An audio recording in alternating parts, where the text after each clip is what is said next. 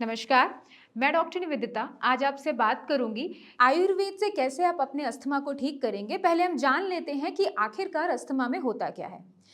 Asthma में आपकी सांस की नली में सूजन आ जाती है, जिसकी वजह से सांस का आना और जाना एक कष्टदायक प्रक्रिया हो जाती है, जिसमें आपको दर्द होता है।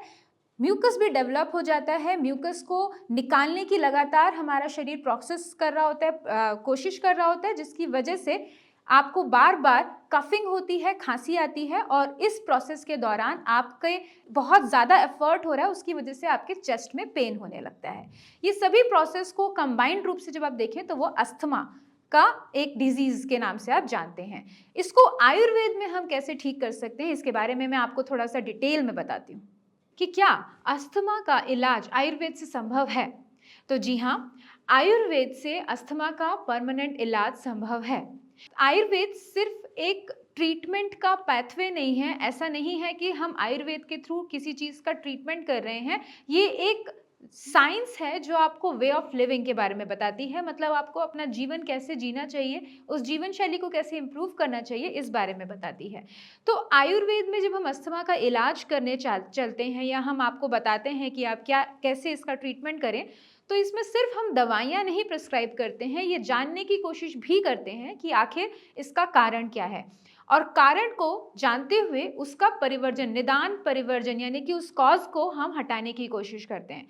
उसके साथ ही अस्थमा सबसे ज़्यादा जो किसी भी इंसान को होता है या किसी भी पर्सन को होता है, वो उसकी इम्यूनिटी की वजह से होता है।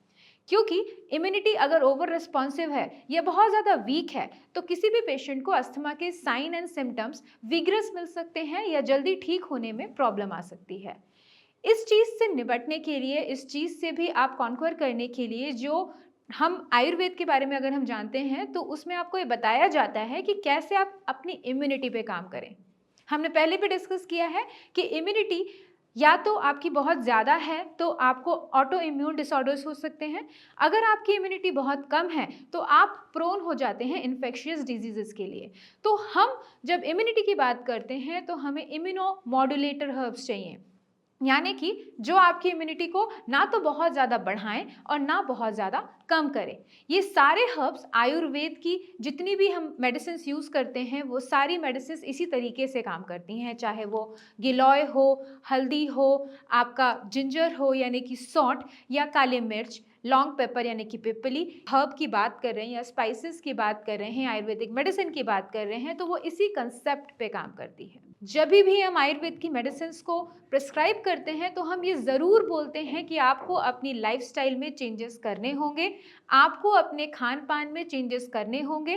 कफ वर्धक आहार विहार यानी कि ऑयली चीज़ें, ग्रीजी चीज़ें, मीठी चीज़ें, इनको आपको अवॉइड करना होगा, गर्म खाना खाना होगा।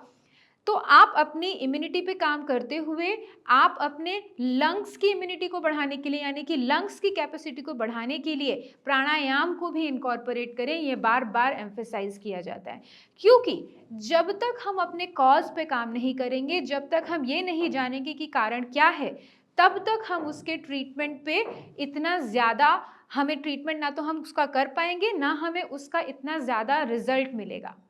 आयुर्वेद एक कंप्लीट साइंस है, एक कंप्लीट तरीके से आपकी किसी भी प्रॉब्लम को सर्व करती है, कंप्लीट तरीके से उसको रिजल्ट देती है।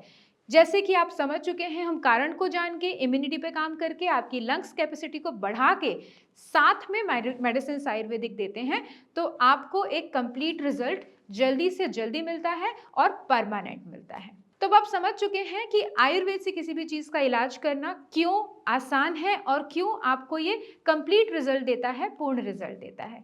अगर आपको इसी चीज़ के ऊपर या अस्थमा के ऊपर किसी चीज़ के बारे में जानकारी प्राप्त करनी है या कोई क्वेश्चन है जो आपके दिमाग में आ रहा है, आप हमें कमेंट सेक्शन में कमेंट करके पूछ सकते हैं, या ये जो नंबर्स आपके सामने आ रहे हैं आप उन पे कॉल करके भी जानकारी प्राप्त कर सकते हैं। हम अपनी तरफ से पूरी कोशिश करेंगे आपको आपकी बेस्ट हेल्प करने के लिए।